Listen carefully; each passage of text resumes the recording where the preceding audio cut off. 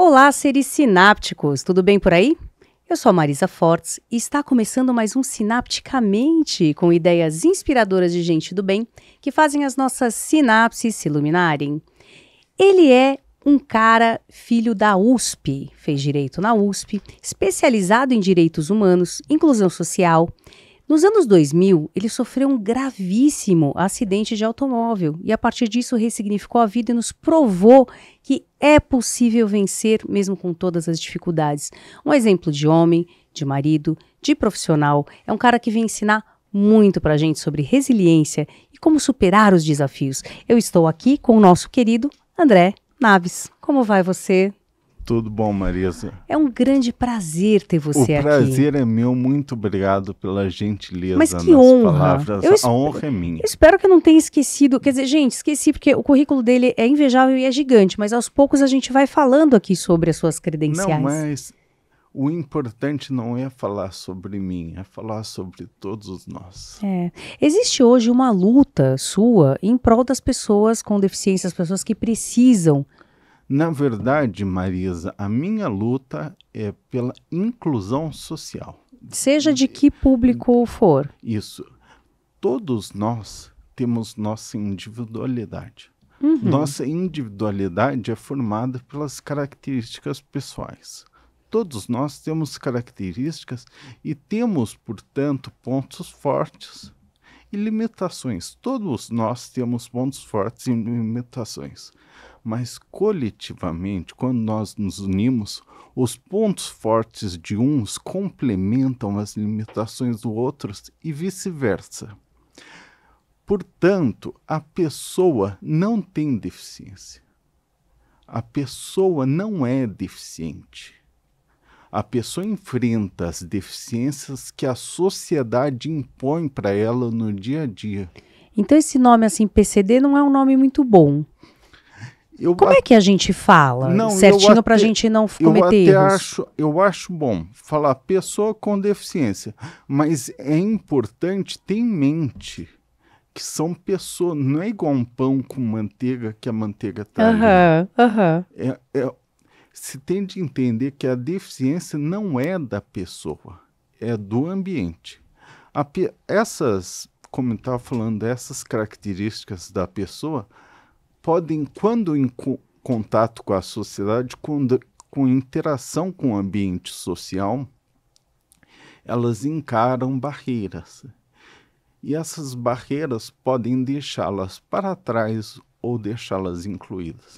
Quando essas barreiras excluem, deixam pessoas para trás. Ou seja, um ambiente inclusivo, ele vai fazer todo mundo dar o braço e chegar lá junto. É isso mesmo. É isso mesmo? É exatamente isso. Um ambiente inclusivo é aquele que olha para todos os grupos minorizados da sociedade. Agora eu vou te fazer uma pergunta, que é a pergunta de $1 milhão.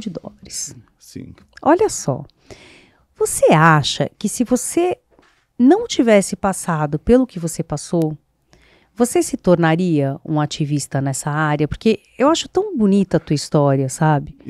Olha, Marisa, essa pergunta eu nunca vou conseguir te responder, porque eu não passei por uma vida sem o acidente. O que eu posso falar é que o acidente foi a parte mais difícil da minha vida. Foi o pior da minha vida. Mas todo o pior tem a sua alegria. E ele despertou o melhor de mim. Eu só estou aqui agora por causa do meu acidente. Então posso falar que ele foi o pior da minha vida, mas ele foi o melhor da minha vida. Eu não seria eu sem o acidente. O André Naves não existiria sem o acidente, sem minhas experiências, sem minha caminhada até aqui. E como é que foi isso? Quer dizer, então você estava lá na USP, Largo São Francisco, estudando, era começo de curso? Comecinho do segundo ano. Deixa eu contar, porque ficar falando vai ficar misterioso. Vamos lá. Misterioso. Começo do segundo ano da faculdade. Eu estava com os meus amigos, nós fomos até o Paraná, Ilha do Mel. Na volta da Ilha do Mel, na Regis Bittencourt, não foi culpa de ninguém, tá bom? Isso é importante deixar bem claro. um caminhão se desgovernou com uma poça de areia ou de óleo na pista e acabou jogando meu carro, empurrando meu carro para um precipício, para uma ribanceira. Foi isso que aconteceu. Eu fiquei em coma por muito tempo. 45 dias? Isso. Fiquei sem andar por muito tempo também. Mas nesse momento, olha como são as coisas. Eu tive tanta ajuda da minha família e dos meus amigos. E aqui eu falo, os meus amigos da faculdade que eu conhecia, os meus amigos lá de Jacareí, eu sou de Jacareí, inclusive. Todos meus amigos, mas eu também tive muita ajuda das pessoas que estão aí, que são os amigos anônimos que todo mundo tem. As pessoas são muito gentis, ajudam bastante. Por exemplo, teve uma história muito interessante, Praça da Sé, metrô da Sé, 6 da tarde. Aquilo lá é um mar de gente, é difícil andar ali. E ainda mais naquela época, eu nem conseguia andar direito. Você levou 6 meses para reaprender a andar, não foi isso? Para reaprender a andar. Eu faço terapias e tratamentos diários todo dia, até hoje. Há 24 anos. Isso. No começo era mais intenso, era mais tempo. Hoje em dia vai das 8 da manhã até umas 10. Não, vai das 6 da manhã até as 8, mais ou menos. Mas André, naquele momento, provavelmente sua família pensou, gente, acabou André. Pensaram com certeza. E você tinha amigos no carro? Tinha sim. E eu tinha, o meu melhor amigo estava dirigindo o carro, infelizmente faleceu. A namorada dele não aconteceu nada. E eu e um outro amigo meu estávamos atrás, no banco de atrás. Esse meu outro amigo está vegetando até hoje. Então, eu fico bem tocado em pensar na situação dele. Porque, assim, sinceramente, o meu amigo morreu, mas era o meu melhor amigo, eu senti muito, ainda sinto, mas morreu. A história dele teve um fim. Isso, o meu outro amigo que está vegetando, eu não sei, eu não consigo. E o mais interessante é que estávamos num grupo grande de amigos, então estávamos em 2 carros. E eu estava no carro de trás, que não sofreu acidente. Eu falo que todos nós sofremos porque eles sofreram as sequelas, as consequências mentais, mas não estavam envolvidos. Físicas.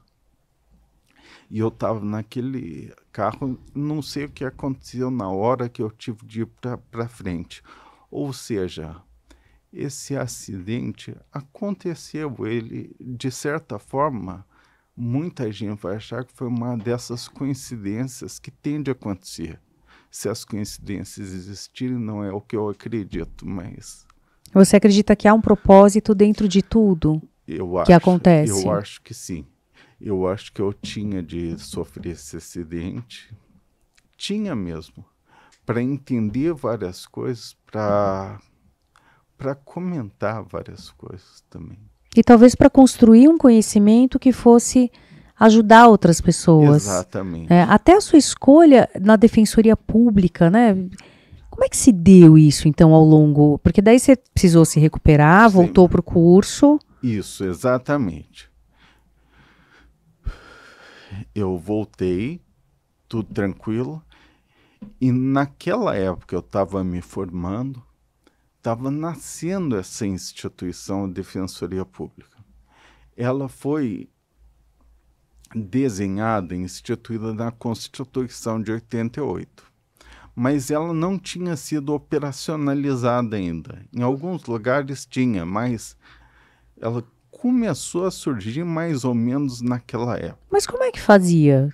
Como é que as pessoas eram defendidas? Não, tinha alguns convênios. Ainda entendi. tem convênio com a OAB quando não tem muitos defensores. Porque nós somos uma carreira ainda muito precarizada, entendeu? A promotoria, ela é bem estabelecida, né? Isso, mas foi uma luta de muito tempo, entendeu? A promotoria está aí tem quase 100 anos, a gente não tem nem 20, assim. Gente, eu não sabia disso, André. Olha que Isso. coisa que você está me trazendo. Então, Eu imaginei que as duas caminhassem juntas desde que o mundo era mundo. não, antes era, por um bom tempo, foi só a promotoria, foi só o Ministério Público. E então tinham vários convênios, em alguma medida até os próprios promotores, procuradores faziam essa defesa, mas daí eu me formei e estava surgindo a Defensoria Pública. Eu sofri esse acidente no 2º ano. A Faculdade de Direito são 5 anos. Ou seja, eu tive bastante tempo para sentir o drama, vamos dizer assim, para entender. Eu estava contando a história da mulher que me ajudou no metrô. Eu mal conseguia caminhar, mas eu precisava fazer isso. Então sempre tinha gente que me ajudava a entrar no vagão de metrô, me ajudava a caminhar, me dava orientações. Então foi percebendo isso que eu tomei consciência que todos nós temos de caminhar juntos. Foi nesse sentido que eu falei, a Defensoria Pública é para mim. Porque eu falei assim, como que eu vou dar luz, como que eu vou dar autonomia, como eu vou emancipar novas pessoas? Através dos direitos humanos, através da concretização, da promoção, do aprofundamento dos direitos humanos. E quando a gente dá luz para uma pessoa, a gente não está tirando a nossa, a gente cria uma luz maior. Então eu falei assim, quando a sociedade toda se iluminar, eu vou ganhar também. Todos nós vamos ganhar. Daí eu falei assim, a Defensoria Pública foi um caminho natural para quem pensa dessa forma. Eu achei interessante que você foi formando um propósito ali, né? Aos poucos. Você foi convivendo com as dificuldades, encontrando ajuda e solidariedade. Você sabe que lá em Jacareí, bem, eu não sei se tem em outros lugares, mas lá em Jacareí o povo fala muito assim, só o milho que passa pelo fogo vira pipoca. Olha, é verdade. Então, o pessoal fala muito isso, eu acho isso fantástico. Eu estava passando pelo fogo. Eu quero algum dia virar pipoca. Vamos ver se eu consigo. Mas até lá eu tenho de transformar esse fogo, esse pior da minha vida, no melhor da minha vida.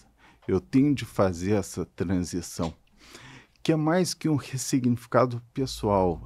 Eu tenho de transformar o meu propósito interno num propósito coletivo.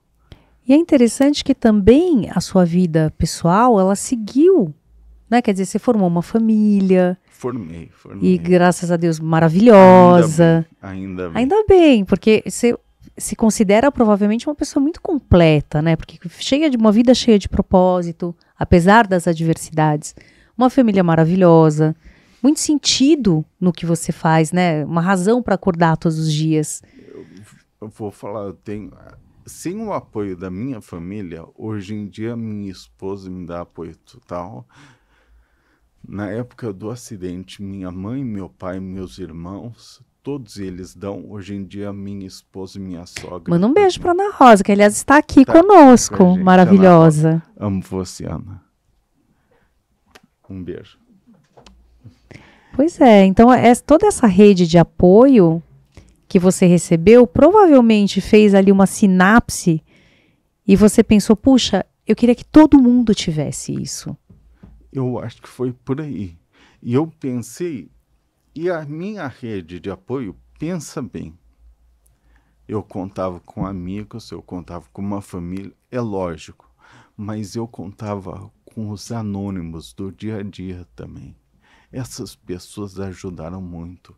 Essas pessoas fazem umas pelas outras, sem saber quem são, sem saber nada, sem esperar nada em troca. Então existem pessoas boas por aí, nos metrôs da A vida. grande maioria da população. Poderia falar, só vai para a notícia quem não é. Mas quem é representa a grande maioria da sociedade. O povo brasileiro é um povo honesto, é um povo trabalhador, é um povo batalhador, é um povo justo, é um povo que tem valores e princípios. Eu não gosto quando falam, quando diminuem o povo brasileiro. É. E me conta como é que é um dia típico da sua vida. Então, você acorda... Eu acordo, um dia bem típico, comum, e eu gosto que todos sejam assim, porque eu gosto de rotina, mas Aham. eu gosto bastante. Eu acordo, eu faço meus tratamentos, eu vou, ainda bem, hoje em dia eu estou estabilizado, a minha academia é bem perto da minha casa, onde eu faço os tratamentos, então vou até lá, faço, dou uma caminhada logo depois, volto. A caminhada faz parte também, tá bom? Daí eu volto para casa, daí eu me troco e começo a trabalhar. Mas você trabalha online ou você costuma ir ao... Olha, é meio a meio. É meio a meio hoje em dia. Muito do que eu faço é online. E muito do que eu faço é online, dá para a gente resolver online. Mas muito do que eu faço também é virtual, entendeu? A defensoria tem muita coisa virtual, eu faço muita coisa virtual, mas os plantões, as audiências, de vez em quando são... Tem que ir. Tem Tem que ir. tribunal do júri que você faz também? Não, eu trabalho com previdenciário, eu Ah, trabalho ok. com benefícios. De vez em quando eu substituo um crime ou outro, não um crime, né? Sim, eu O entendi. ofício criminal, mas nunca fiz tribunal do júri. É, Não, porque eu ia te falar, né? Normalmente as pessoas têm uma visão tão... Não é negativa, mas uma visão assim, sabe? Do defensor público. deixa eu só explicar. E tem mesmo, e tem mesmo. E é ruim, né? Porque na verdade ele tá... Todo mundo tem direito à ampla defesa. Isso tá na lei. Na verdade, é que as pessoas têm uma visão deturpada e não é culpa de ninguém. É que essa visão foi sendo... E as Que pessoas... tal a gente arrumar isso agora? Me conta. Ia ser fantástico. E as pessoas também não aguentam mais viver numa situação, porque a verdade é essa. A verdade é que a gente vive numa situação caótica. Você não poder andar na rua com o seu celular é revoltante. É verdade. É revoltante. E as pessoas ficam... Então a gente tem que entender as pessoas também. E esse sentimento de revolta. E não diminuí-las, mas tentar de alguma forma explicar que quando a gente fala em direitos humanos, a gente fala em direitos para todos. E quais são esses direitos humanos? São aqueles que decorrem de 5 direitos fundamentais que todo mundo tem: vida, liberdade, igualdade, propriedade e segurança. Mas não é qualquer vida. Não é qualquer vida. Porque não basta a gente só sobreviver. A gente tem de existir, a gente tem de se desenvolver. Essa é a vida que tem de ter para todo mundo. A gente tem direito ao prazer, Tem, ao lazer, tem ao sim, esporte, à tudo educação, isso, exatamente. a fruir, né? Aproveitar o que a vida tem de bom. Daí, quando a gente fala em liberdade, é lógico que a nossa liberdade de ir e vir é liberdade de expressão, mas não é só isso. A principal essência da liberdade é a responsabilidade. É saber que você tem consequências a assumir. Consequências boas e ruins. Quando você toma essa consciência, você se torna mais livre. Todos nós nos tornamos. A criança, ela não tem responsabilidade. A vida dela, ou a gente gostaria que a maioria delas fosse assim, que a criança tivesse uma vida só de brincadeira. Mas ela não é livre. Tem pessoas que tutelam ela. Então, à medida que nós ganhamos responsabilidade, nós ganhamos liberdade. A essência da liberdade é a responsabilidade. A essência do direito é o dever. Vida, liberdade. E o terceiro, igualdade. Não é que todos sejam iguais. Pelo contrário, a diversidade tem de ser comemorada. Só em ambientes diversos e plurais que nós temos criatividade e inovação. A diversidade é essencial para o bem, para caminhar para a evolução, para o progresso social. A igualdade, então, é dar as condições necessárias para que cada pessoa se desenvolva da melhor forma que quiser. Seria maravilhoso um mundo assim, né? Mas Sim. parece muito utópico, realmente. E você está falando em utopia. Eu já vou falar, eu só quero falar dos outros dois. Quando a gente fala em propriedade, não são só nossos bens. É lógico que também são a caneca, o microfone, mas a principal propriedade é tudo que é próprio do ser humano, é tudo que é próprio, os valores, a crença, o modo de ser, o modo de existir, o trabalho, tudo isso é a propriedade. E a segurança, o que é segurança? Não é somente, é claro que também é a segurança pública, a luta contra a criminalidade, é sim importantíssimo, mas também a segurança alimentar, segurança sanitária, segurança educacional, essa segurança, segurança habitacional. E os direitos humanos são mais ou menos igual, realmente são uma utopia. Uma utopia na lição do Dom Quixote, o romance de Cervantes, que depois o Eduardo Galeano pegou emprestado e fez uma metáfora muito bonita, é igual ao horizonte. O horizonte está lá. Se a gente tenta alcançá-lo, a gente vai caminhar 2 quilômetros para frente. Ele vai também. E daí a gente chega a 2 quilômetros, olha para frente, o horizonte continua lá. A gente tenta caminhar mais e vai indo e vai indo. A Não tem utopia é fim. a mesma coisa, a gente nunca chega nela, nunca vai chegar, mas ela faz a gente sempre caminhar. É para isso que ela existe. Os direitos humanos também são assim. A gente nunca vai chegar num ponto e falar, pronto, todo mundo tem todos os direitos humanos, acabou. Não, a gente vai aprimorando sempre. Eu imagino que é uma construção, né? É uma construção coletiva sempre. E também, você vai achar talvez uma visão um pouco ingênua, mas eu tenho a impressão que conforme as pessoas vão evoluindo como pessoas, em bondade, em compaixão, em valores, né? Eu tenho a impressão que essa realidade vai se tornando mais possível.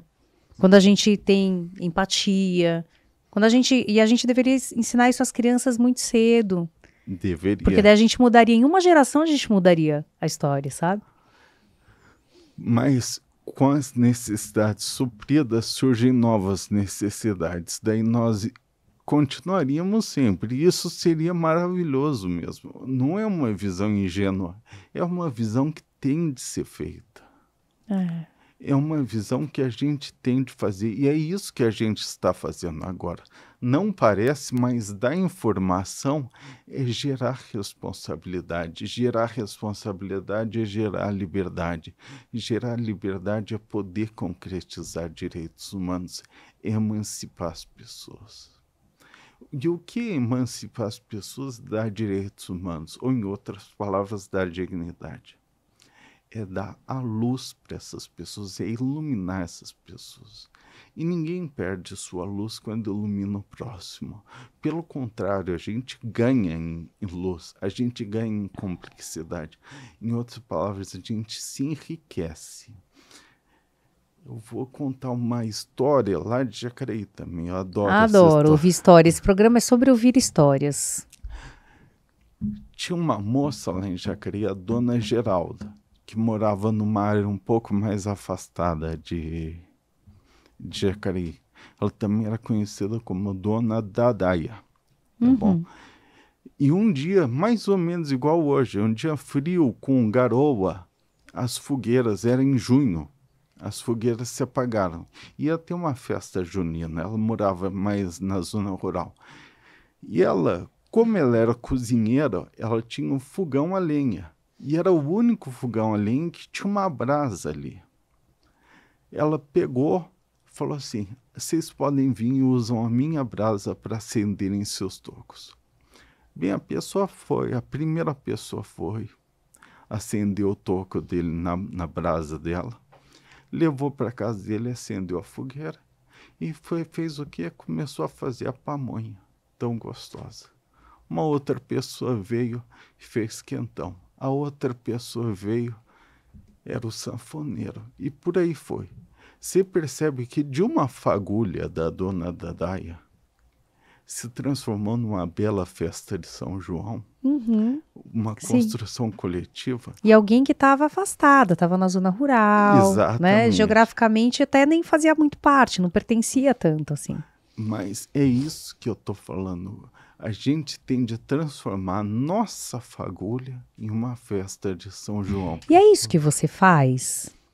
Ou busca fazer? É isso que eu tento fazer, que eu busco fazer. Tudo Como?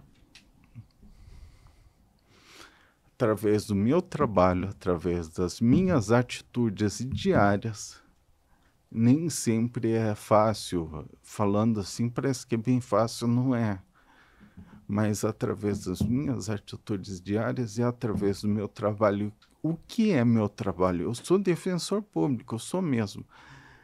E essa é essencial na minha vida, mas eu também sou conselheiro, sou estrategista de várias instituições de apoio a pessoas com deficiência.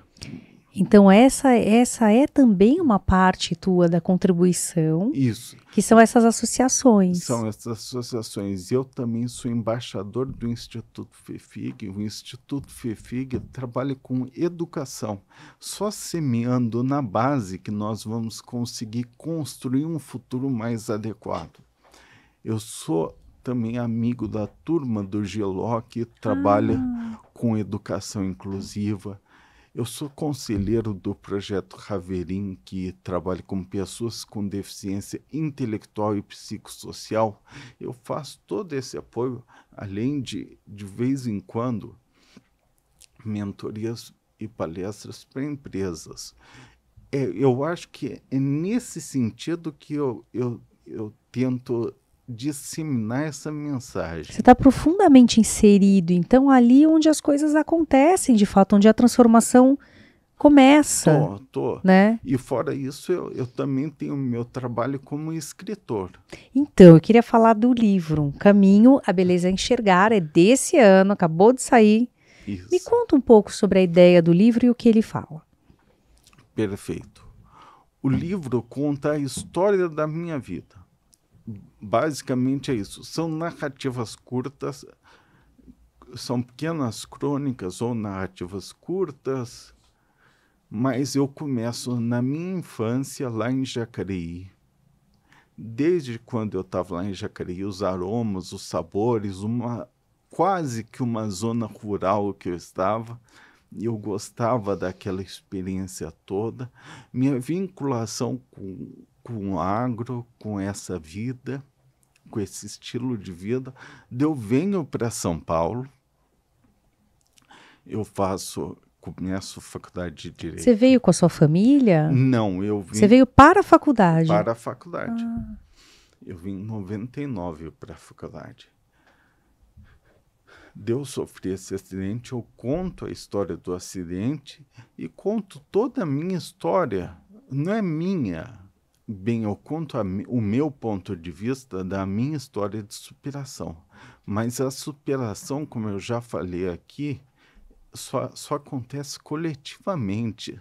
São as nossas características pessoais que se conectam a outras. Então, essa descoberta. Daí eu falo um pouco da entrada na defensoria, dessas instituições que me acolheram tão bem e dos próximos passos.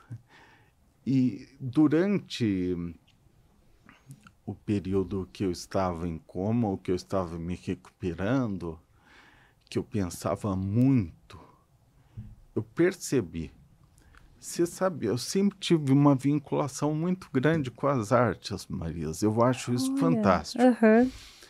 Desde eu acho que antes dos meus 6 anos de idade, eu estava vendo um desenho do Pica-Pau. Eu adorava Pica-Pau. E no comercial, sabe-se lá, porque tinha uma propaganda de um disco. Na época era disco de vinil ainda. Os clássicos mais populares. E eu fiquei maravilhado com aquela propaganda. Daí eu fiquei irritando meu pai e minha mãe, que eu queria, que eu precisava daquilo lá, e eles me deram. Nossa, que alegria que deve ter sido, né? Isso. E daquele dia em diante eu comecei, porque as músicas levam as pinturas, levam as artes, depois literatura, teatro, a gente vai, uma coisa leva a outra. Eu percebi, quando eu entrei na faculdade de Direito, que os 3 pórticos principais, as 3 arcadas principais da faculdade de Direito, têm nomes de poetas. Fagundes Varela, Castro Alves e Álvares de Azevedo. Poetas. Não tem nome de juristas, não tem nome de pessoas técnicas, não tem nome de poetas. Que coisa mais significativa, A né? gente só entra na técnica do direito se a gente consegue ter uma visão poética, um entendimento lírico para a vida. Isso é importante, isso faz toda a diferença. Então eu percebi que nós temos de ter 3 valores principais. Ah, sim, sim, sim. A disciplina. O que é disciplina? Se lembra quando eu falei que responsabilidade traz liberdade? A disciplina diária é o que faz a nossa, é o que concretiza, é o que materializa a nossa liberdade. Se a gente não tem essa força de vontade para submeter nossos instintos, nossas paixões, a gente vai ser escravo dessas inclinações. Você era uma pessoa disciplinada? Você sempre foi? Ou ela veio depois do acidente porque você realmente precisava, de alguma maneira, ter ali um foco? Marisa, você sabe que eu não posso te responder isso, porque a nossa memória, ela é toda construída. Então, hoje em dia, eu não consigo pensar num André sem ter sofrido o acidente. Eu imagino que sim, porque para entrar nessa faculdade, a pessoa precisa ter um mínimo de disciplina para estudar. Mas eu acho que eu tinha, né? sim, porque eu sempre fui uma pessoa... Nossa, eu não consigo pensar. Que curioso, de verdade, né? Até minhas lembranças de pequeno, que eu tenho algumas lembranças de criança ainda, mas eu me lembro e eu parece que eu ainda tinha dificuldade de andar, sabe, locomoção, falava diferente, mas é interessante isso. E é mais uma prova que nossa memória é construída. Aquilo que a gente lembra, na verdade, não é o que aconteceu. É uma construção do nosso cérebro com algumas coisas que aconteceram. Que, aliás, você tem uma teoria sobre o cérebro. Tenho. Aliás, Marias, eu vou falar agora, inclusive. Nosso cérebro, ele é energeticamente extremamente ineficiente. Por quê, menino? Como assim? Ele é um órgão que ocupa mais ou menos assim 3% do volume do nosso corpo, mas ele consome 20% da energia do nosso corpo. Ou seja, energeticamente ele é ineficiente. Eu não estou falando das outras coisas. Tem coisas que ele é extremamente eficiente, é lógico, mas energeticamente ele é ineficiente. Então, por isso, sempre que pode, ele tenta economizar energia. É nesse sentido que alguns pensamentos que nós temos se repetem. Alguns padrões acabam sendo vinculados como verdades absolutas. É nesse momento que nascem os preconceitos. Por exemplo, dá um exemplo. Nós não gostamos. Um exemplo, nós não gostamos. A gente teve uma experiência ruim com uma pessoa de cabelo pintado. A gente começa a achar que todo mundo de cabelo pintado vai fazer alguma coisa ruim. Na psicologia a gente chama de generalização. De estímulo, né? A gente vai generalizando, daí a gente cria os preconceitos. Porque isso é uma forma do cérebro economizar energia. E é exatamente por isso que, para ter uma boa saúde mental, uma sanidade mental, é bom meditar todos os dias. Você medita? Eu medito, mas existem várias formas de meditação. Sim. Várias maneiras de meditar. Eu medito todos os dias. Eu acho isso fantástico, interessantíssimo. Inclusive, Marisa, teve uma pesquisa há um tempo atrás com vários juízes e analisaram as sentenças desses juízes criminais. Quando os juízes davam sentenças logo que acordavam ou depois do almoço, quando eles estavam bem alimentados, eles davam sentenças mais brandas. Eles enxergavam, eles tinham empatia com o outro. Nossa, isso é muito interessante. Quando essas sentenças já eram mais para o fim do expediente, eles estavam com fome, eles estavam cansados, as sentenças eram muito mais severas. Eles perdem a condição. Gente, isso é muito grave. Você tem noção do que está... Entendeu? Então, se alguém for julgado, que seja pela manhã. E o que vão fazer com isso, né? Porque podiam, então, estabelecer algo que eliminasse esse viés, porque... Não, foram tomadas várias atitudes, existem várias, às vezes eles até dão pequenos intervalos, isso aí é muito bom. Porque você tem ali a dosimetria da pena, mas em se falando disso, quer dizer, existe um lastro grande, né, de variabilidade a partir então desse mal-estar fisiológico ou bem-estar fisiológico. A partir do momento que a pessoa está cansada, ela começa a... Pesar a mão? Isso, pesar a mão. Mas então, voltando. Vamos retomar. Então, a gente estava na disciplina. Disciplina, ela nos dá liberdade. Porque nós conseguimos nos libertar da escravidão de nossos instintos. Mas a disciplina sozinha não faz nada pela gente. A gente precisa de perseverança. E perseverar não é continuar, não é dar murro em ponta de faca. Perseverar é encontrar beleza em cada coisa. A perseverança é filha direta da beleza. E a beleza não é só estética. Quando a gente vê uma jogada em futebol, por exemplo, um gol no futebol, a gente fala, nossa, que golaço, que gol bonito. Não é porque esteticamente é bonito. De vez em quando pode até ser, mas não, é porque ele superou um problema. E talvez porque ele tenha trazido uma sensação, uma emoção que transmite isso, uma a beleza. Emoção boa, que transmite a beleza. Mas não é beleza estética. Então, uma sociedade mais justa e inclusiva também é bela. É a beleza social, por exemplo. Mas perseverança é encontrar a melhor forma de superar um problema. É encontrar o melhor ensinamento do problema. É transformar um problema num trampolim para a melhor forma de você mesmo.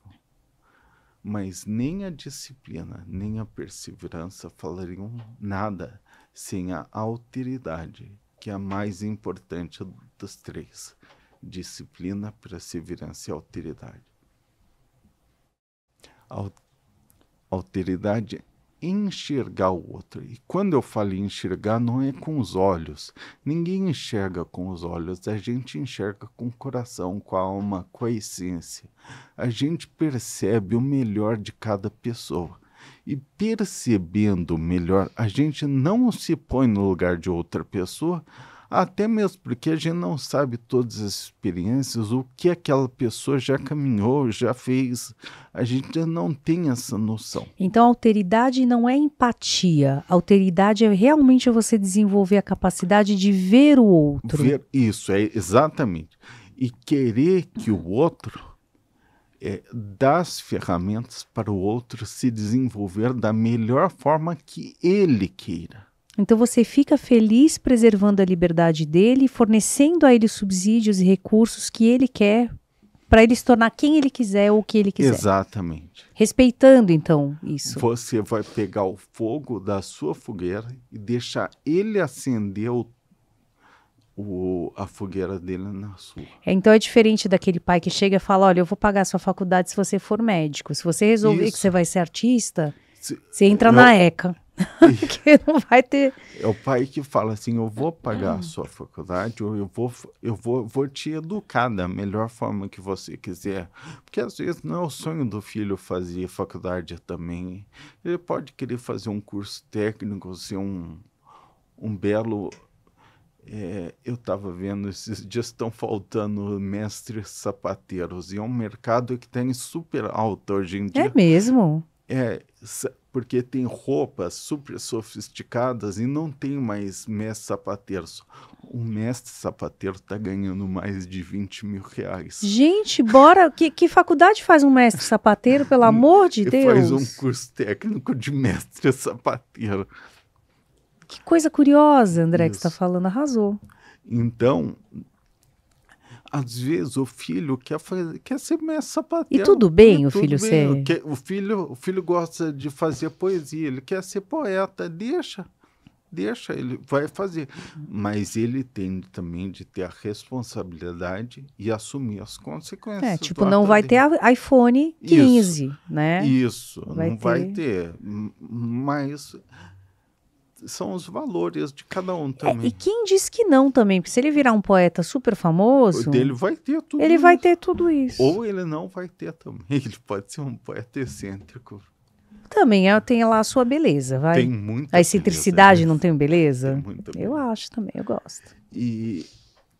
Então, a alteridade é isso.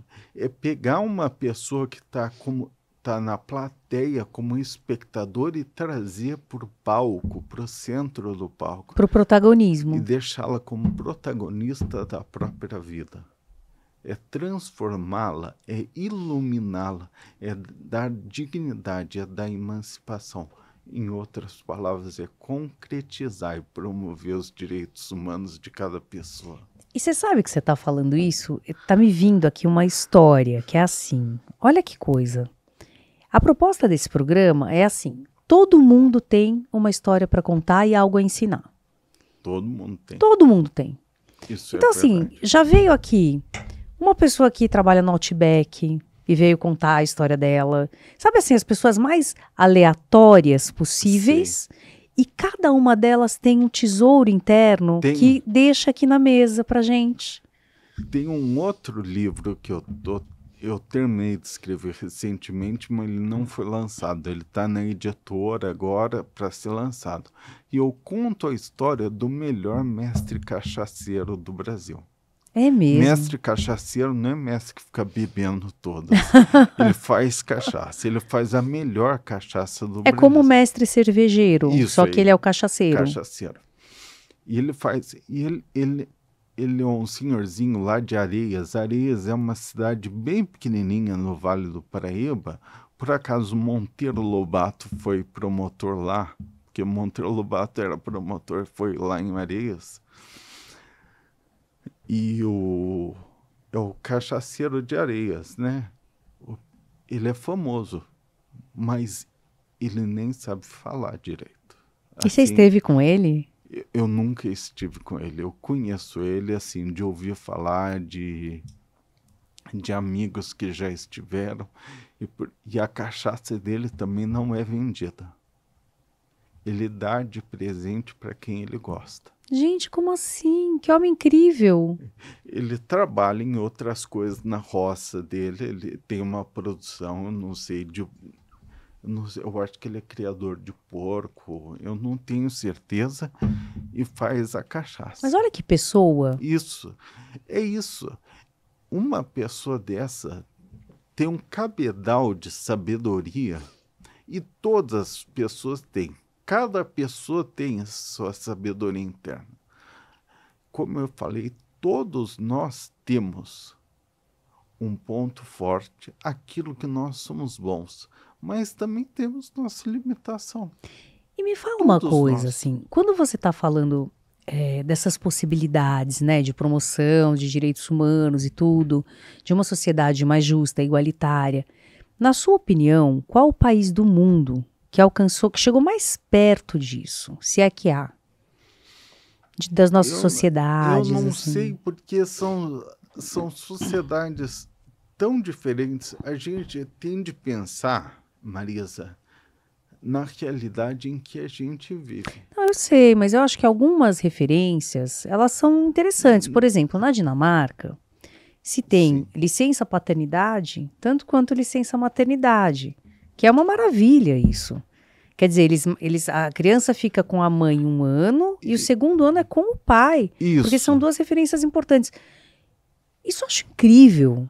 E é mesmo. Né? O Estado prover para essas pessoas a possibilidade de se tornarem pais eficientes para terem crianças eficientes e uma sociedade melhor. Será, e daí eu não estou falando da realidade material brasileira, mas a realidade humana. Será que isso teria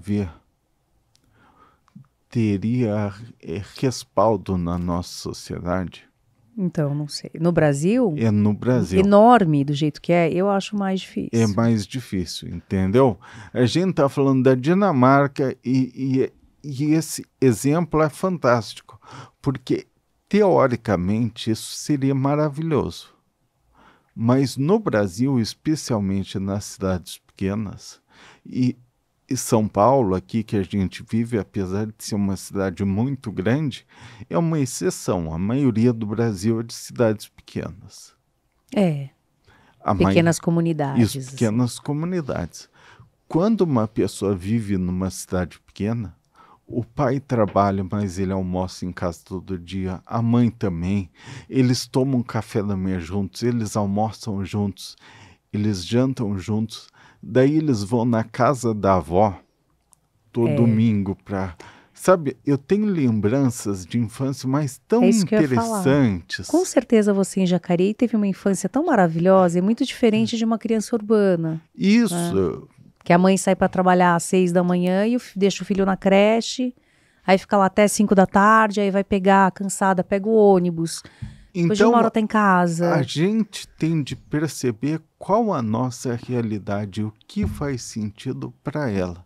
Realmente, se houvesse a possibilidade, e numa realidade como a de São Paulo, eu estava falando com um motorista de Uber ontem, e ele falou, a família, André, está se degradando, porque nós estamos tendo de trabalhar muito, e daí os nossos filhos são criados por outras pessoas.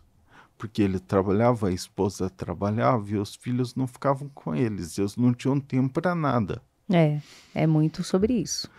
Então aqui em São Paulo, talvez isso aí fizesse todo sentido. Mas será que numa cidade ainda menor que Jacareí, vamos pegar Santa Branca, que é uma cidade menor. Adoro. Isso. Santa Branca, que é uma cidade maravilhosa, fica ali do ladinho de Jacareí. Jacareí é maravilhosa também, mas Santa Branca, vamos pegar. Será que uma família de Santa Branca precisa desse direito? Entendeu? O Brasil é muito grande e extremamente diverso. Eu ainda acredito que a melhor maneira de promover, de concretizar os direitos humanos, não é concentrar um poder decisório em Brasília, uniforme para o Brasil inteiro, mas é descentralizar e olhar para as peculiaridades locais. Como eu estava falando, essa política pode fazer muito sentido aqui em São Paulo, mas talvez em Santa Branca não fizesse. Então, eu quero que você conte da tua frase, que eu achei genial. A gente já está se encaminhando para o final, mas eu quero ouvir a tua frase. Como é que é? Os fatos... Peraí, eu até anotei aqui. Os fatos... Os fatos perdem a validade. A história não. A lenda fica. Tem uma frase parecida com essa, logo na abertura do romance Viva o Povo Brasileiro, do João Baldo Ribeiro.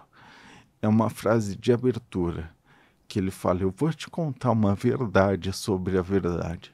Verdade não existe, só existem as histórias. Arrasou. E é mais ou menos isso. Uhum. E é mais ou menos isso. E deixa eu te contar, te dar um exemplo, porque pode ser que as pessoas achem isso muito estranho. Porque o fato, todo mundo sempre acha que os fatos são os fatos mesmo. Ninguém conhece os fatos. Ninguém conhece, ninguém tem capacidade. A gente conhece uma parcela dos fatos. Então a gente sempre tem de ter uma pitada de incerteza. Ninguém pode ter certeza absoluta de nada. Uhum. Eu gosto sempre de dar um exemplo. Quando eu estudei, quando eu era criança, Machado de Assis era branco. A sociedade mudou. Não é que ele virou preto, a cor dele sempre foi a mesma, mas a forma de enxergar, de encarar, de entender, a coloração dele mudou com a nossa sociedade. Então, o fato perdeu a validade. O que eu aprendi quando criança perdeu a validade. Mas a genialidade do Machado de Assis continua. E até hoje é o pesadelo de muitos pré-vestibulandos. É mesmo. Não é verdade? Eu vou pedir a você que olhe para sua câmera e deixe ali uma mensagem, então, para as pessoas, do que você gostaria que fosse o mundo, de que maneira as pessoas podem ser tratadas, enfim, o que você quiser, a câmera é sua, pode deixar aí a sua mensagem. Eu gostaria, pessoal, meus amigos, que todos entendessem que nós, Marisa, temos uma individualidade. Todos nós temos características ótimas, boas e não tão boas assim. Todos nós temos limitações. Todos nós temos vantagens. Mas só unidos, só com peças de um grande quebra-cabeça, nós conseguimos caminhar. Ou seja, ao lado da individualidade, tem a coletividade que materializa essa individualidade, que enriquece a individualidade. É interessante dar luz para o outro, a alteridade, dar luz para o outro, só melhora a nossa individualidade, só enriquece, nós ganhamos em complexidade. Então nós temos de olhar para o outro, de enxergar, de entender essa diversidade como ótima, como boa, e olhar para o outro e tentar dar a luz para ele, dar emancipação, dar dignidade, concretizar os direitos humanos. E a partir disso, todos nós podemos caminhar lado a lado, cada um segundo aquilo que desejar, segundo sua própria vontade. Tem uma frase budista que eu gosto muito, que é: que todos os seres sejam felizes. Isso, que todos sejam felizes. Transformando tudo que aconteceu na vida no melhor que pode acontecer. É isso aí. E você é um exemplo disso.